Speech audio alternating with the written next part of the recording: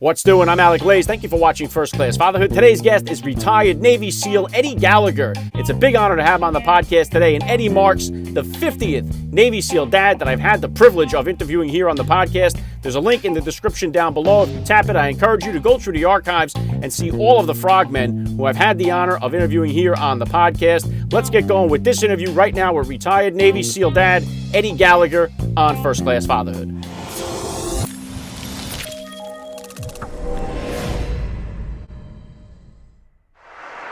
Joining me now, First Class Father Eddie Gallagher. Welcome to First Class Fatherhood. Thank you. Thanks for having me. Appreciate All right, let's start it like this. How many kids do you have, and how old are they? Well, I got three, boy, girl, boy. One is 19. He's at college right now in Santa Cruz, and 16-year-old daughter and 10-year-old boy. Very cool. What kind of sports or activities are they into? The oldest one grew up playing, we got him into soccer because my wife and I played soccer growing up a bunch. My girl plays tennis. She's into that now. Then my youngest is playing soccer, and we're letting him sort of bounce around. He likes soccer. Then if he's interested in another sport, we'll give it a shot. Okay. Yeah, that's awesome. Eddie, if you could, just take a minute here, please, to hit my listeners with a little bit about your background and what you do. So I'm recently retired out of the Navy. I was in the SEAL teams for about 15 years, and before that, I was with the Marines for 5 years. Joined in '99. Grew up as a Army brat.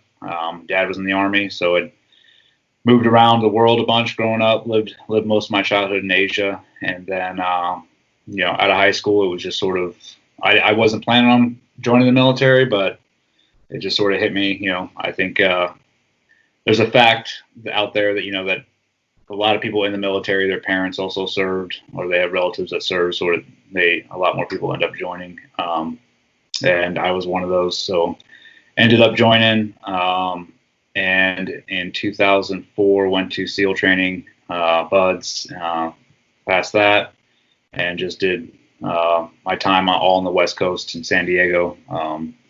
Multiple deployments, and then was able to be an instructor. Married my high school best friend not too long after becoming a SEAL. We sort of crossed paths again and got married, and she stuck with me for the rest of the 15 years. Now I'm retired and just enjoying it. Yeah. Awesome, Eddie. Yeah, thank you for your service. Very grateful for your service and your sacrifices.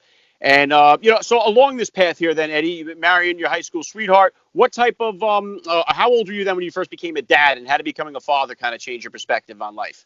So I jumped right into fatherhood. So both my older kids are my stepkids, but they're pretty much mine. We have them basically full time now.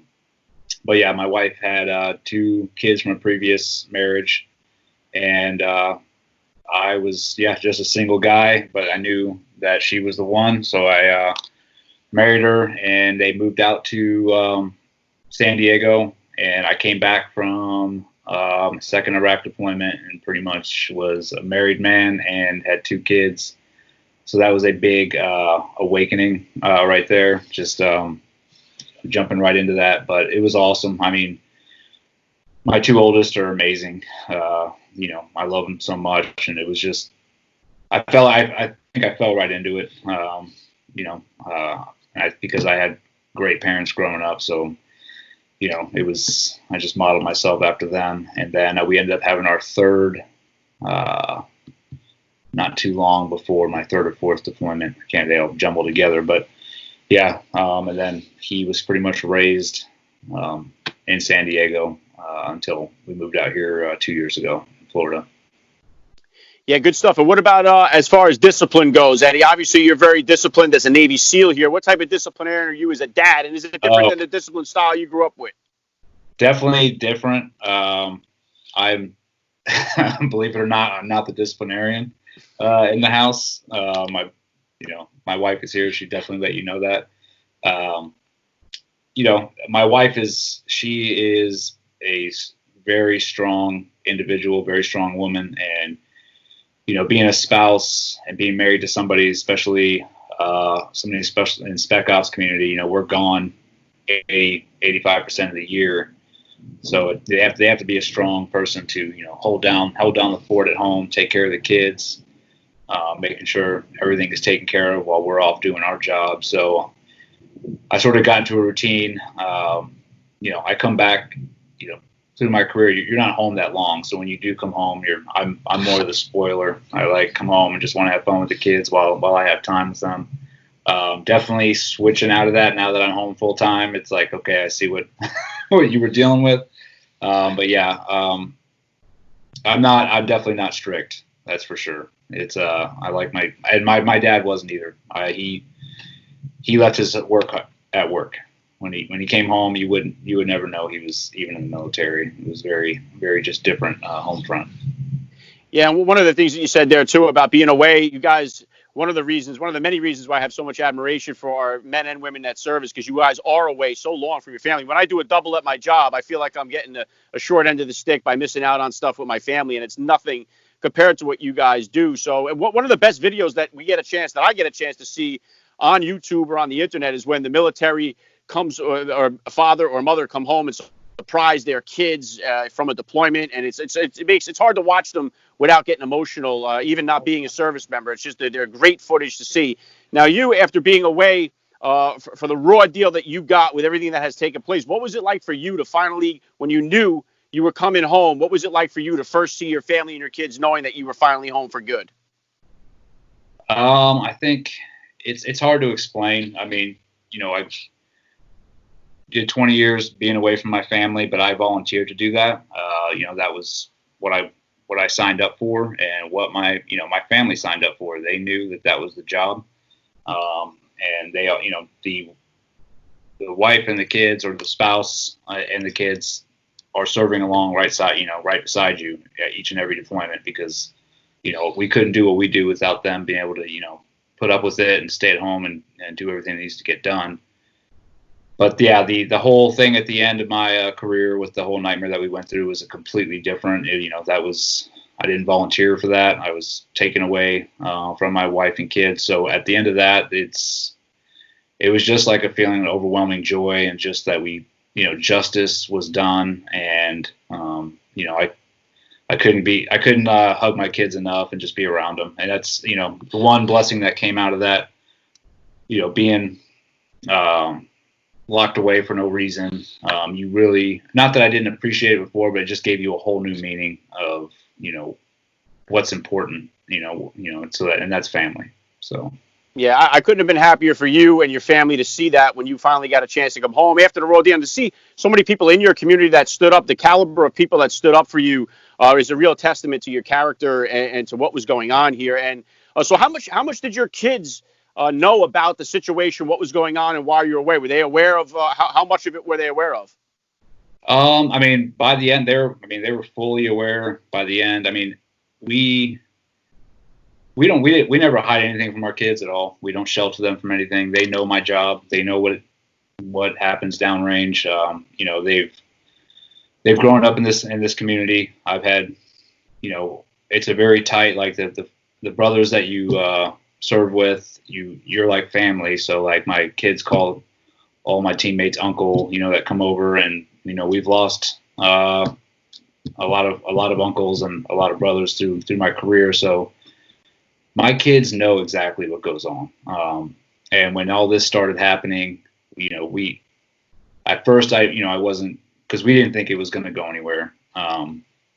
We thought that, someone with some common sense will step in and be like, this shouldn't be, there's nothing here. This shouldn't be going this far. But yeah, it wasn't until they had actually locked me up that my kids were like, okay, this is happening. Something's going on. But they were fully aware of, the injustice and everything that was going. I was all over the media, so it was, hard to sort of hide the fact of, what. And plus, I was locked up, so at that point, they sort of had to accept. But my wife was the glue that held the family together while this was happening. I mean, not only was she out there fighting for me, getting the word out and the truth out, she was also able to take care of them back home and making sure they were good to go. It was hard on them, but they're strong kids and they prevailed.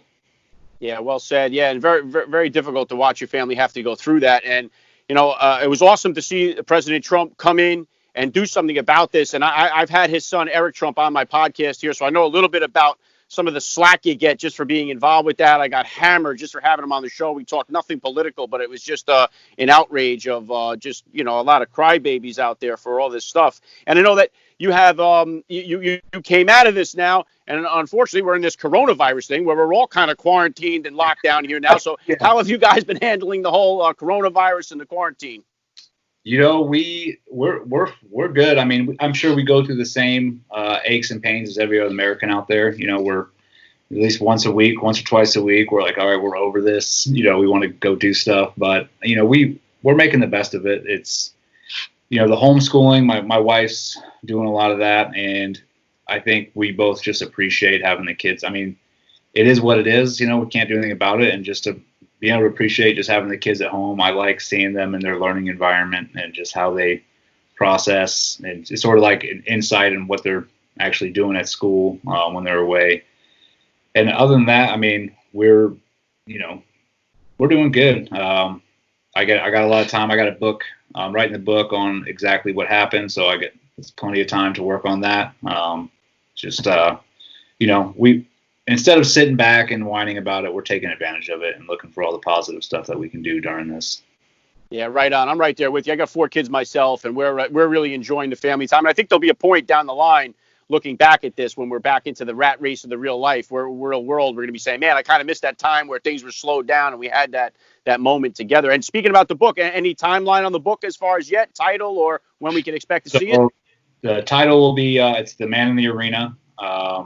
And right now we're shooting for the book to come out by this fall. It has to go under a DOD review process, so our hands are tied on that, however long that takes, but we're hoping it doesn't take too long. There's not a lot of classified stuff in there for them to scrub through. So, this fall it should be coming out, God willing, and definitely be looking for it. And we have a website for it, The Man in the Arena. You just type that in, or Eddie Gallagher. The website will pop up, and we have updates on the book, and we're actually like putting out chapters ahead of time so people can read, and so find out what really happened and the truth. Yeah, I'll definitely be dropping a link in the description of this podcast episode to your website, so my listeners, you just tap the link, get over there, and find out more about it. And what about as far as other plans? What kind of plans or goals do you have here for yourself now, Eddie? That hopefully once this is all said and done, what are you looking forward to for the future? So right now our nonprofit just got approved, the Pipe Hitter Foundation, and because of what we went through, we saw behind a curtain in the justice system and the military that we did not know existed, and just how corrupt and archaic it is. It needs reform. There's a lot of military members out there being treated wrongly. Their rights are taken away just because they're in the military, and it doesn't need to be that way. So this Pipe Hitter Foundation will support those people in the military, law enforcement, first responders, and we, when they're unjustly accused, and we will help their family out, raise money for legal fees and whatever emergency stuff the family needs while they go through that stressful process of, proving their innocence. Yeah, good stuff, Eddie. And when this is all said and done and the book is finally written on this, what do you kind of hope is your legacy here, that your kids can look back and learn and see, what it is that you're all about and what you've left behind here? First things foremost, I want my kids to, know that you have a love for country is, important, and to serve your country is a noble thing to do. But also, I want my kids to have a strong backbone, just like my wife and I had through this whole thing, and stand up for what is right. And, if you believe in something, you fight for it. Even if, the deck is stacked against you, never back down, never quit. That's the one thing I want my kids to learn. And, I'm hoping as in the future that I can help other first responders, military, active duty veterans out, and that's the big thing. We want to give back, and I care deeply about my community and the military as a whole, and I want to help those people. They're out there fighting for us, and we should be back here at least, helping them, fighting for them. Yeah, awesome. Well said. And one of the things, I say it all the time, man, I'm so grateful that the SEAL community is out in the open, where we have, like, civilians like myself have a chance to follow you guys on social media, to read some of these books, because your mindsets are incredible. And we're kind of in an age right now where the main slogan is, it's not my fault, it's somebody else's fault. It seems like that's like the going rate of the mindset right now. We need the mindsets like that you guys have. It's just incredible what you guys are capable of, and I love to see it. How do you feel kind of like about the like the SEAL team and the shows and stuff like that, and how they represent the SEAL community? And do you watch any of those things? Honestly, I haven't watched the SEAL team at all. I know some guys that work on it, but I just haven't taken the time to watch that show. We've got it. Actually, a couple of times this past week, we were told, we should try to check it out, maybe one day. But the way, I think it's, it depends. Being in the military, you can pick any movie apart, just like I'm sure any person from any job, if they made a movie about it, you could pick that apart, what Hollywood does to it and Hollywood does. But I think they depict us, they have a good version of us that they depict us in Hollywood. I'd like to see a little bit more realism and just what the struggles that the families go through being part of the community, and just how much we're not the only ones sacrificing going overseas. It's the kids, the mom at home, or the dad at home, or whatever, that they have to put up with of the brunt of it, pretty much. And I'd like to see that depicted for sure.